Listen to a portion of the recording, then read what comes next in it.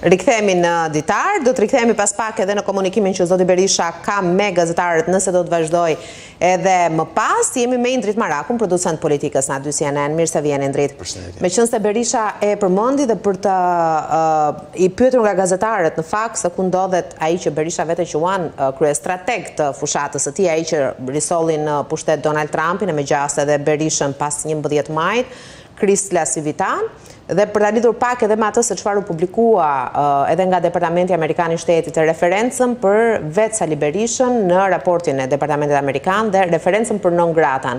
Çfarë ka ndodhur se shumë e cilësuan si një shuplak ndaj zotit Berisha tani para zgjedhjeve, por zoti Paloka ka qenë shumë i qartë në A2 CNN për atë se çfarë presin demokratët të ndodhë me non gratën, që praktikisht sipas tyre ka rënë. Megjithatë, edhe Marco Rubio, fakti që ai zëvendëson Antony Blinken, administrata e Bidenit tregon që qasja është krejt ndryshe tani. Atëherë, këtu çështja është se kujt do t'i besosh. Sigurisht që ajo që ndodhi me le të themi raportin e Departamentit Amerikan të Shtetit nuk ishte një zhvillim pozitiv, le të themi, apo nuk ishte një zhvillim që shkonte në krahun ku shpresonin demokratët. Ky raport mund të ishte si një shenjë i parë që diçka po lëviste apo mund të lëviste, le të themi, me administratën e re, sa i përket zotit Berisha, raporti me Shtetet Bashkuara të Amerikës dhe e gjithë çështja që ka ai pengesa, që ka ai është pikërisht shpallja non grata që nuk e lejon të udhtojë drejt Shtetet Bashkuara të Amerikës. Ne shpeshherë kemi thënë këtë që në mos një deklaratë zyrtare mund të ketë një ftesë nga administrata, pavarësisht se është niveli i lartë apo jo, dhe kjo do ta zhbonte, dhe kjo do ta zhbonte de facto, le të themi, shpalljen non grata. Por, përsa kohë, në një raport që vjen nga Departamenti Amerikan i Shtetit, le të themi, procedimi penal ndaj zotit Berisha e para cilësohet si sukses i punës së SPAK-ut dhe elementi i dytë ka një referencë të qartë, eksplicite ndaj shpalljes së tij non grata, elementi i dytë ky pra nuk është vetëm një, po janë pikërisht dy që duket sikur e presin atë hovin, atë shpresën që po ushqenin demokratët se diçka mund të fillonte të lëvizte. Dhe kjo për sa i përket fakteve. Pastaj sigurisht që referuar zotit Paloka, demokratët po mundohen të sjellin një shpjegim që ky raport shartuar nga administrata e mëparshme, pra nga Departamenti Amerikan i Shtetit drejtuar nga zoti Blinken dhe jo nga Marco Rubio. Kjo deri diku edhe mund të qëndrojë, por le të themi që kohë mjaftueshëm kishte që një referencë e tillë në mos të iqej totalisht të zbutej. Pra, nëse mund të procedimi penal ndaj Berishës mund të konsiderohet si pjesë e sukseseve të SPAK-ut, referenca eksplicite ndaj Berishës së shpallur non grata nga Shtetet Bashkuara të Amerikës, le të themi, mund të ishte një detaj, një element që shumë lehtë mund të ishte redaktuar nga administrata e re. Nuk është se raporti doli në ditën e parë apo në javën e parë të punës, le të themi, të administratës. Tashmë ka rreth 2 muaj administrata e re, kështu që jemi mes interpretimeve të mundshme. Sigurisht që nuk është një element që le themi shkon në favor të shpresës se po ushqenin demokratët. Por do të shikojmë, do duhet presim dhe të shikojmë se si do të rrjedhojë çështja. Sa i përket zotit La Civita që ti e përmende, çfarë vëmë re neve? Ku ishte pyetja e gazetarëve, se ne nuk e shohim. Tani nuk e di nëse ne jemi mësuar me këtë fushatën që duhet të shohim patjetër. Jo, çështja është që ka disa interpretime jo zyrtare që kontrata me të është vetëm për atë një mujorshin zyrtar të 11 prill, 11 maj zgjedhore, kështu që në këtë sens varet se si do të jetë hartuar kontrata, por thash më tepër se sa për fushatën direkte si strateg i fushatës zgjedhore sa i përket komunikimit, mesazheve të tjerë, çfarë shpresonin demokratët ishte se me influencën e tij një person kaq i rëndësishëm dhe kaq pranë Donald Trump do ndikonte që të shbëhe kjo pengesë, pra, të hiqej non grata, në mos zyrtarisht de facto. Dhe thash, jo vetëm që një gjë të tillë nuk po e shikojmë, po shikojmë që gjërat po rrjedhin në krahun e kundërt, ndërkohë që vetë personazhi që u shpall me shumë bujë nga Sali Berisha dhe demokratët nuk po duket më në Tiranë, në jetën publike. Kështu që do të presim nëse do të shikojmë, nëse do të jetë vërtet ai elementi i kontratës një mujorshe, por nuk e di edhe këtu, edhe nëse do të jetë vërtet diçka e tillë, nuk e di se sa e mjaftueshme është që një fushatë zgjedhore komunikimi t'i lejt vetëm muaj të fundit, sepse ne nuk kemi ende në nivelet e Shtetit Bashkuar të Amerikës, ku fushatat nisin realisht një vit para zgjedhjeve, por me siguri nuk kemi as në nivelin e fushatave të dikurshme, që zhvilloi vetëm fushat në 30 ditët e fundit. Minimalisht dhe në Shqipëri ka muaj që ka nisur de facto fushata. Strategjinë e tij e sheh tek demokratët, pra fakti që Donald Trump i mëshoi aq shumë në presidencialet, në fushatën presidenciale në Amerikë, ekonomisë, gjendjes së familjeve. Edhe Berisha po këmbgul dhe po mundohet të prezantojë çdo ditë detaje nga programi i tij ekonomik. Me thënë, është strategjia dhe dora e Ela Sivita? Nuk ka ndodhur më herët ku personazhi nuk ishte në krye. Po nuk është dora e tij, nuk duket dora e tij. Nuk shikoj një element që të ma bëj të dallueshëm, që të them, kjo është risia që ka sjellë ky njeri kaq i rëndësishëm. Unë thashë, për te i kësaj, çfarë prite nga personazhi ishte një heqje, ndosa e ka mohuar, ka shpjeguar që zyrtarisht që nuk është kjo marrëdhënia kontraktuale që ka me Partinë Demokratike, është vetëm strategjia elektorale në fushat. Ky është shpjegimi i tij zyrtar dhe i zotit Berisha dhe Partisë Demokratike. Por ne të gjithë e dimë që çfarë pritej prej tij ishte një lëvizje në këtë sens. Kështu që thash, ndërkohë që risitë që vinë nga Washingtoni shkojnë në krahun e kundër dhe personazhi vetvete është zhdukur në thonjza. Do të shikojmë nëse do të rikthehet në këtë 30 ditësh informal, por gjithsesi thash deri tani nuk po shikojmë një element risi në komunikimin e Partisë Demokratike. Këto premtime dhe këto angazhime nga Berisha janë bërë dhe më herët. Nuk është se është hera e parë që dëgjojmë Berishën flasi për taksën e sheshtë 10% apo për taksën për biznesin e vogël e tjera, kështu që po them nuk shikoj një risi që të na tregojë se ka nisur de facto punën ky strateg i fushatës zgjedhore të Partisë Demokratike, ndërkohë që disa informacione që vijnë nga Selia Blu është se kontrata me të është për 30 ditëshin e fundit të fushatës. Kështu që nëse do ta merrnim të mirëqen këtë element të informacionit, kjo do të legjitimonte deri diku dhe faktin që pse nuk po shikojmë një element risie ndoshta. Dakor, por ndërkohë nga kritikat për SPAK, se ndoshta këtë do ta shohësh si risi, Rama ka kaluar kohët e fundit duke i qarë edhe hallin deri diku Altin Dumanit. Me thënë, ku ka qenë përpara? Kjo është zhvillimi tjetër në krahun e kundërt të politikës.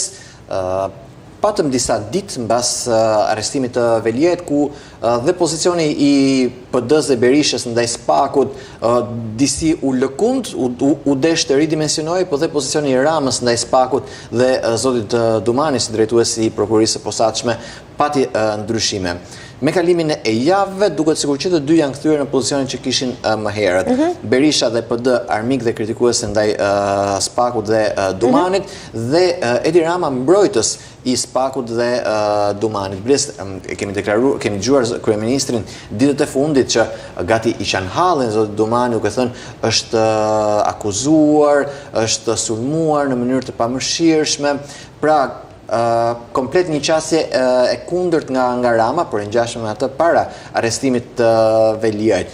Pse unë kam përshtypjen që të paktën sa i përket kryeministrit, një element mjaft i rëndësishëm ka të bëjë dhe me le të themi pëlqimin e punës së SPAK dhe Dumanit si rrjedhoi në opinionin publik shqiptar. Ka sondazhe publike tashmë sa i përket punës së SPAK dhe sa shumë mbështetet ajo nga elektorati dhe opinioni publik në Shqipëri, është diku rreth 75%. Kështu që dhe zoti Rama ka përshtypjen që ne e dim sa i ndjeshëm është ai ndaj humorit të opinionit publik qeverisë shpeshherë bazuar në sondazhe, dhe kam përshtypjen që e ka kuptuar që do t'i sillte dëm në imazh dhe dëm elektoral nëse do të vjonte këto kritikat. Kritikat janë ridimensionuar në mënyrë të jashtëzakonshme sa i përket asaj gjuhës së fortë të ditëve të para mbas arrestimit të zotit Veliaj, ndërkohë që tash është rikthyer kryeministri në atë gjuhën e mëparshme, mbrojtje, përkrahje, garanci.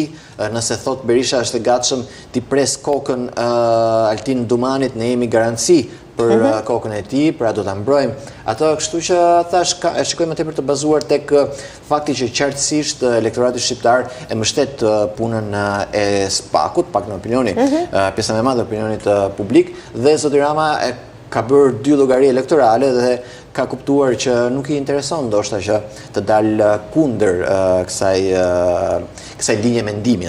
Gjithmonë nëse nuk ndodh një tjetër lëvizje nga ana e SPAK, pastaj që prap mund të turbullojë ujërat si për demokratët ashtu edhe socialistët. Kështu që pas asaj që ndodhi me Veliajin, jemi disi në qetësi, dhe meqense flasim për Veliajin, Çfarë pam javën e shkuar Indrit? Pra, Rama, Veliaj dhe gjithçka që ndodhi brenda 24 orëve me komandimin për Tiranën, se si rrallë herë patëm, po atë pasdite më pas edhe një konferencë për shtyp nga Bashkia e Tiranës që nuk e di prej sa vitesh mungonte. E rrallë konferenca për shtyp në fakt dhe ishte lajm në vetvete të shikoj një konferencë për shtyp se sa në Bashkinë e Tiranës, se sa çfarë do thuaj gjatë konferencës për shtyp, që ishte një element i dytë i lajmit. Dhe shpresojmë që mos jetë e fundit. Të jetë le të themi një praktik e rregullt në komunikimin e Bashkisë së Tiranës me median dhe shtypin. Ndërkohë sa i përket marrëdhënies mes zot Veliaj dhe zotit Rama. Nëse asnjëherë marrëdhëniet nuk janë idilike në 100% të rasteve gjatë gjithë viteve, gjatë gjithë kohëve. Dhe marrëdhënie dhe mundësia për keq kuptim ndonjëherë është dhe më madhe kur dy njerëz janë në distancë. Kështu që duhet ta mbajmë pak në konsiderat kontekstin, ku një person është izoluar në arrest me burg dhe ne dim se në tilla situata mund të kesh mjafton pak gjë dhe të fillosh të mendosh sikur po të sulmojnë, po të braktisin. Unë nuk e di se mund të hamencojmë, por nuk e dim zyrtarisht, që ta themi gojën plot, se çfarë kaloi në kokën e zotit Veliaj, nëse ai vërtet ka menduar se partia e tij zoti Rama po e braktiste. Por lëvizja që bëri qartësisht dhe ai vetë pranoi ishte pak koordinuar me ekipin që drejton partinë Bashkinë e Tiranës dhe ne dim shumë mirë që de facto në krye të këtij ekipi është Edi Rama. Unë kam përshtypjen ka qenë dhe një lloj mlefi, ndoshta një lloj mërzie, ndoshta përkon fakt një ngjarje e tillë dhe me momentin kur Rama e ridimensionoi atë kritikën ndaj Spakut për cilën folëm pak më herët dhe u kthye tek qasja e mëparshme, nuk e di nëse zoti Veliaj mund ta ketë parë diçka të tillë si një braktisje, heqje mbrojtjes së kryeministrit, ndosë Rama vetë ka thënë që unë nuk merrem ndonjëherë me të mbrojtë të fajshëm apo të pafajshëm. Rama thotë që unë kam kritikuar qasjen ndaj standardeve që ndiqen, pra nuk merrem të shpall fajtor apo të pafajshëm. Por për të kthyer tek pjesa Veliaj dhe Rama. Ridimensionimi që ndodhi më pas, zgjati kjo, nëse mund ta quajmë paqartësi, 2-3 ditë dhe ngërsi që u zgjit, unë kam përshtypjen që vendos pushon një herë mirë këtë dinamikën se kush e ka drejtimin e PS së Tiranës, kush i komandon njerëzit. Unë kam përshtypjen që me tërheqjen e tij zoti Veliaj e ka pranuar, nëse kishte një lloj dyshimi apo më dyshje, e ka pranuar leadershipin e Edi Ramës dhe nëse kishte një lloj pikpyetje nga këta njerëzit që i shkojnë pas zotit Veliaj dhe kanë mbështetur atë dhe donin të shikonin se çfarë strategjie do të ndjek, kam përshtypjen që kur zoti Veliaj si njeriu që drejtonte këtë grup, le të themi, të pashpallur zyrtarisht, tërhiqet dhe pranon leadershipin dhe vendimarrjen e Edi Ramës, kam përshtypjen që dhe gjithë pjesa tjetër e grupit do të pranojë që ta ndjeki një gjë të tillë. De facto Edi Rama, kam përshtypjen unë, mori dhe nëse kishte gjithmonë më dyshje përsëris, mori dhe atë drejtimin atij grupi që konsiderohej si PS-ja e Erion Veliajt, PS-ja e Lalit e quanin në ku përfshihej Fatmir Xhafaj, Blerina Gjylameti dhe të tjerë deputet që mendoheshin si pjesë e grupit të Veliajt. Nuk e kam vetëm për emrat publik, emrat e mëdhenj dhe emrat e njohur, është ajo pjesa tjetër që opinioni publik nuk e njeh. Ato njerëzit e strukturave, ato njerëz që punonin në Bashkinë e Tiranës. Dhe frika ishte pastaj do punonin për PS-n apo do punonin për emra? Pikërisht. Dhe unë kam përshtypjen që me sa ndodhi, ky element besoj se zgjidhet. Rama nuk besoj se ka më pengesë tjetër, sepse tërheqja që bëri zoti Veliaj ishte publike dhe qartësisht le të themi ishte një tërheqje që pranon leadershipin e Edi Ramës dhe nuk besoj se ka më hapësirë që ta vendos në pikpyetje. Në italisht quhet një lloj gati braccio di ferro, quhet ajo ku kemi dy pesha, dy forca që masin, le të themi, forcën mes tyre dhe qartësisht një gjë të tillë, një garë të tillë, nëse mund të ishte garë apo nëse mund të konsiderohet se garë, e fitoi qartësisht Rama. Kështu kam përshtypjen që kjo zgjidh dhe ngërçin për le të themi ditët dhe javët e tjera në vijim të fushatës elektorale. Dakor. Janë më të qetë tani, besoj edhe drejtueset e tjerë politik Partisë Socialiste në Tiranë, flasu për zonjën Manastirliu.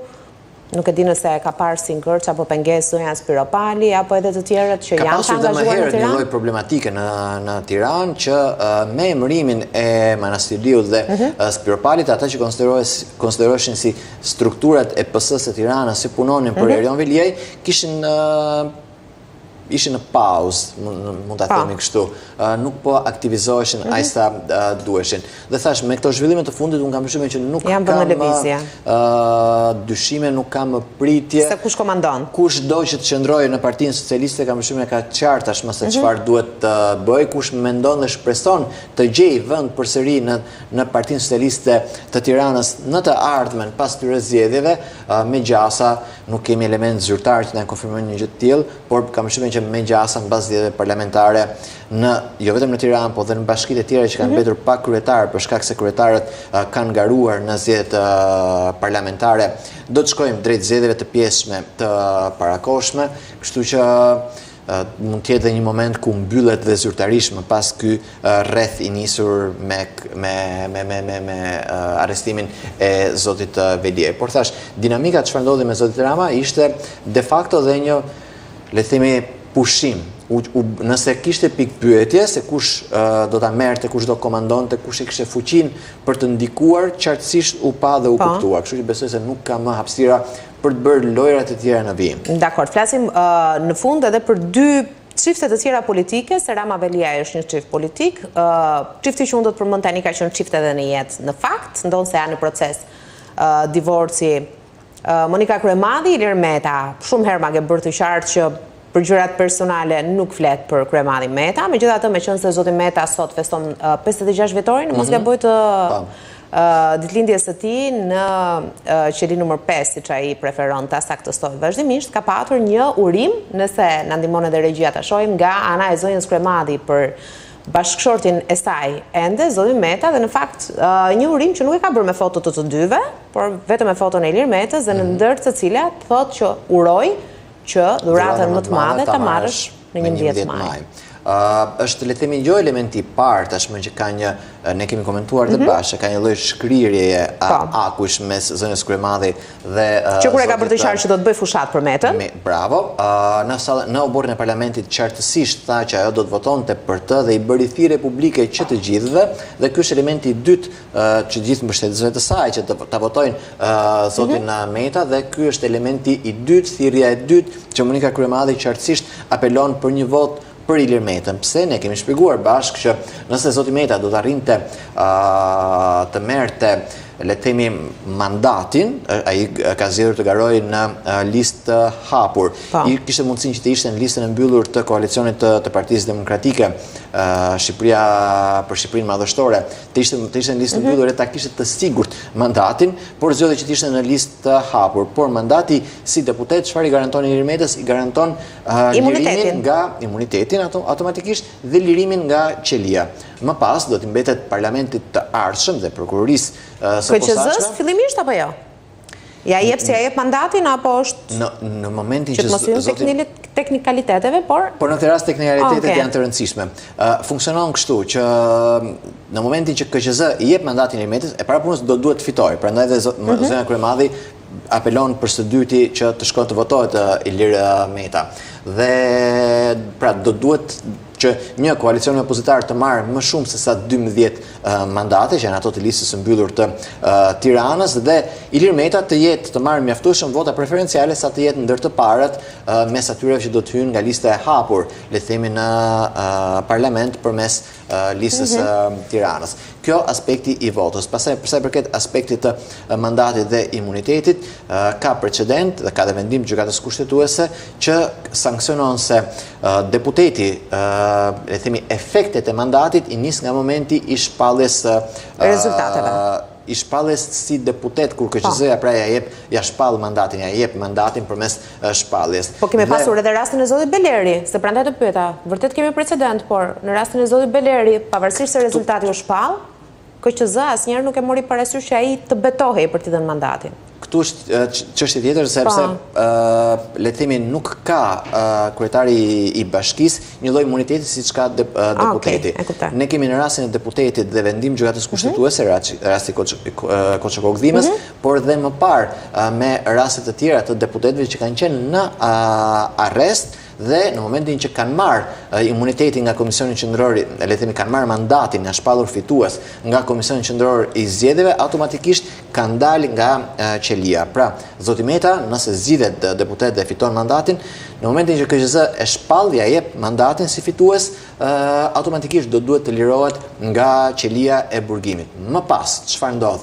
Ndodh që prokuroria e posaçme, nëse dëshiron që ta kthejë Metën në arrest, do duhet t'i drejtohet dhe njerë do duhet ndjek rrugën zyrtare, do duhet t'i drejtohet kuvendit të paraqesë kërkesën për arrestimin e deputetit, kuvendit do duhet të votojë heqjen e imunitetit dhe të autorizojë arrestimin nëse do doj ta bëjë diçka të tillë. Kështu që kjo është pak a shumë procedura, por kthehemi edhe një herë. Dhe normalisht kjo do të ishte dhurata më e bukur për Ilir Metën. Prandaj dhe Monika Kryemadhi thotë që vota në 11 maj është dhurata më e mirë që dashamirësit e saj dhe të zotit Meta mund t'i bëjnë atij duke liruar nga qelia. Dakor. Të kam pyetur vazhdimisht në muajt e fundit dhe sot do të bëj realisht të qeshësh për fund, sepse të tilla janë bërë këto video që i quajnë video ngacmuese, një lloj komunikimi të Ramës edhe Bashës. Ka patur vetëm para pak minutash një reagim tjetër të kryetarit të koalicionit Demokrat Euroatlantik. Je pak pushti fotaq. Si ju the atyre që takove sot në Vlorë, hajtë se herën e parë duket pak e vështirë. Me i herë zbosh, do me thonë. Po me 2 herë. Po me 3 herë, më Rame. Si që ja bone socialistëve. 3 herë. Edhe i le me gisht në gojë. Tashi do më rrësh me demokratët. Më Rame. Ku i ke shokët, Rame? 77. 313. Ka filluar të bëjë gjeset e repit tani, zoti Basha. Se unë po numëroja në fakt. Këndonte dhe e kemi parë dhe të këndonte, nëse le të themi kënga dhe melodia nuk janë pika e tij e fortë. E mbaj mend që nga protestat dhe himni, po. Himnin, por kjo nuk e pengon tani për te shakas get a room, më thuhet në tilla raste në anglisht. Gjithë ky pasion, gjithë kjo dashuri e madhe le ta shprehin dhe ta shfryn, ta konsumojnë në gjithë pasion e dashuri privatisht, sepse po kthehet, njëherë, 2 herë buzëqeshja qëndron, por kam përshtypjen që i humb me kalimin e kohës ai elementi i lojës, i buzëqeshjes dhe gati rrezikon, mendoj unë, të kthehet gati në tepri. Qëllimi është qartësisht çfarë? Rama duket gati sikur dëshiron ta mbajë në lojë Lulzim Bashën. Ka shumë të qartë që me vëmendjen që jep si kryeministër, e mban atë në lojë, bën personazh. Ne po japim pamjet dhe videon e Bashës që i përgjigjet Ramës, po nëse Rama nuk do të përfshihej, le të themi në ngacmim të tillë, nuk do të zgjasë. Kështu që le të themi është mirë Berisha e ka një strategji apo një lloj injorimi këtë që po ndodh, se e përmendim të dy edhe Sali Berishën, por ka zgjedhur të mos i përgjigjet. Rama ka përmendur dhe Gazmend Bardhin, për shembull, që gjithashtu ka zgjedhur të mos bëhet pjesë e lojës përmes replikës, pse se e kupton që qëllimi i një loje të tillë është të mbahet Basha në vëmendjen e opinionit publik, të tërheqë më shumë vëmendje. Sigurisht Ramës dhe Bashës kjo i intereson. Ramës i intereson sepse vota opozitare përçahet dhe ndahet në më shumë pjesë. Bashës sigurisht që i intereson sepse merr vëmendjen që t'jep rivali kryeministër, që nuk do ta jepte dot dikush tjetër dhe kjo mund t'i përkthehet në më shumë vota për të. Por diçka e tillë me siguri nuk i intereson zot Berisha, Partisë Demokratike dhe forcave të tjera opozitare që përballë, le të themi, përpjekjeve për t'i përfshirë në valle, deri tani kanë rezistuar, duket sikur e kanë kuptuar lojën. Ti ke kuptuar gjë? Kush është iniciatori apo strategu i kësaj fushate të re të Lulzim Bashës? Nuk e di nëse mund të quhet strategji, se është një lloj rikthimi, se Rama e quan zgjimi, por ne i themi rikthimi. Strategji, do me thënë, është një strategji? Jo, nuk kam... strategji është, por thash elementi i këndshëm që krijonte atë buzëqeshjen ishte kjo qasja e Lulzim Bashës jo se replikonte me Edi Ramën, po kjo qasja e Lulzim Bashës se dilte nga ky kallupi ngrirë që na kishte mësuar ta shikonim për kaq vite sa ka qenë në politik, ishte një njeri aq i ngrirë në luk, në pamje, në imazh, në të folur, saqë nuk dilte dot nga ky imazh. Po edhe kështu duke qeshur? Vazhdimisht dhe me muzikë dhe vetëm në përgjigje me Ramën, se nuk është vetëm qeshja, por është dhe mënyra e të folurit që është komplet ndryshe nga ajo e Lulzim Bashës. Por nuk është për çdo moshë kam përshtypjen. Po kjo pastaj varet për të parë, këtu dikujt mund t'i pëlqejë apo jo. Po thash, element me kohën, element i risi dhe ajo buzëqeshja që shkaktonte kjo e folura e Lulzim Bashës që duket se u dëgjon te lagja, domethënë ka përshtypjen që Basha as te lokali poshtë lagjës nuk flet me njerëzit Homer Rame ç'a bëne. Domethënë është gati një le të themi një lloj komunikimi që nuk i shkon atij personalisht. Gati kalon në nivelin e karikaturës. Ke parasysh që karikatura ka elementin që për të bërë për të qeshur kalon gati në ekstrem, nëse ke një tipar dhe unë dua të të ngacmoj për atë, e egzagjeroj dhe por kur bëhet rrallë, dhe Basha ka përshtypjen që këtë të folurën, këtë personazh po mundohet të krijojë e ka kaq larg vetes sa që e çon në ekstremin tjetër, që është gati në nivelin e karikaturës. Frika dhe rreziku për të, nëse ka një strateg, besoj do duhet ta kuptoj, është që ndoshta nuk do të mbaj gjatë në sytë e opinionit publik. Dakor, do ta shohim se sa do të vazhdojë, se kemi një javë që merremi me këto video telenovel, ngacmime, komunikim të ri apo zgjim dhe rikthim të Lulzim Bashës. Indrit, faleminderit shumë për sot.